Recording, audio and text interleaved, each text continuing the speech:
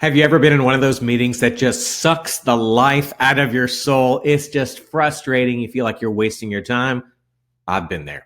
Meetings can be very important to an organization. They can help you be successful, but they can also waste a lot of time. So let's talk about some ways that you can make your meetings more effective. My name is Ken Okel.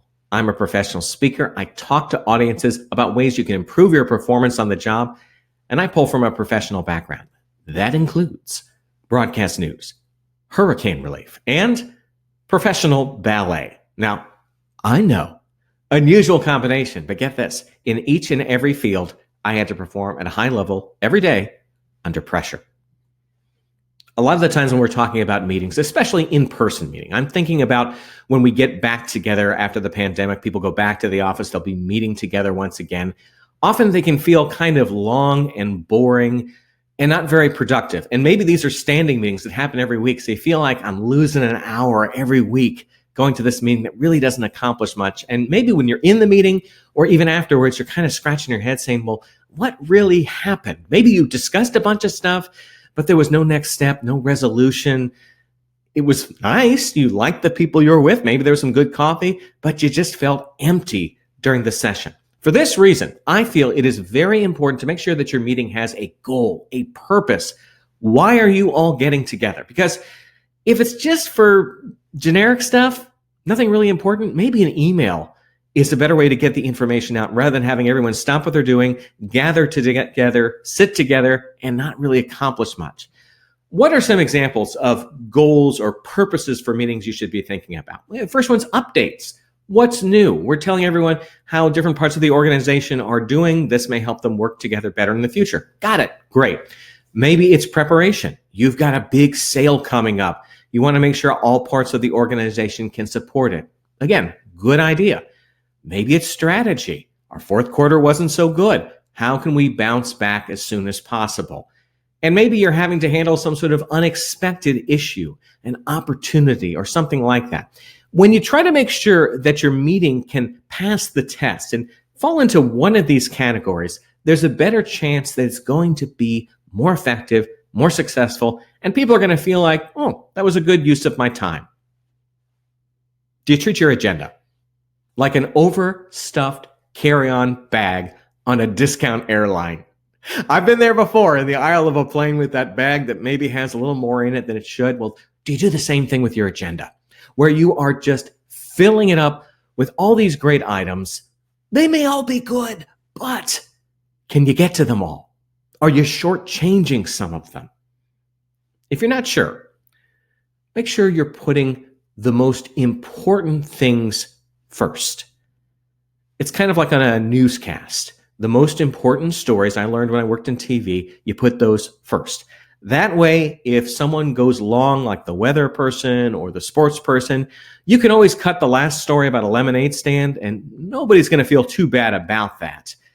But if it's the big story that you're cutting, then that's a big issue. Make sure the agenda is realistic, can be accomplished, and you're giving items enough time to be discussed. If there's a major issue, you can't do it in 2 minutes. You want to make sure people have an opportunity to talk and share ideas. Really think about the agenda and make sure that people can look at it and quickly understand, okay, this is the main focus. These are things that we may get to. Maybe they get pushed off to another time, or the information is shared again through an email or some other method. Very important for meetings that people are ready to go. So you've got your big item, you have your goal. Are people ready to discuss the item, make decisions? What I see happen a lot is people try to be super prepared, the organizers of the meeting. They want everyone to be prepared with every little fact and information, and it's hot off the press, and it's exciting, and you get it maybe 5 minutes before the meeting starts. You don't have time to review all the packets. Now, maybe it's not 5 minutes, but the night before a 9 o'clock meeting, and you get the information at 5 p.m., you don't have a lot of time to study things. You may really want to spend that time with your family. So you kind of skim things, or what's worse is I see people in the meeting, they're just kind of reading and reviewing the materials they've got. I know sometimes you got to do this, but maybe set a deadline for when you will send people the information so they'll know they'll have it. They'll have an opportunity to review things So that way, when they get to the meeting, it's not about learning, it's about performing.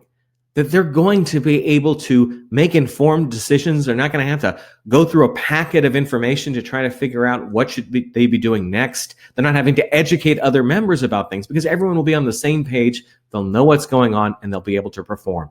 This can save you a tremendous amount of time. I don't think it makes financial sense to pay a bunch of people to sit in the same room to read. Make sure everyone has a chance to do that ahead of time. Along those lines, hey, executive summaries can be very useful. You highlight the key points. You give the extra information for people who want more. You give them that option. They can have the little snack, the little bite, or they can have the whole meal. Finally, let's talk about time. Sometimes we schedule our meetings primarily due to calendar applications.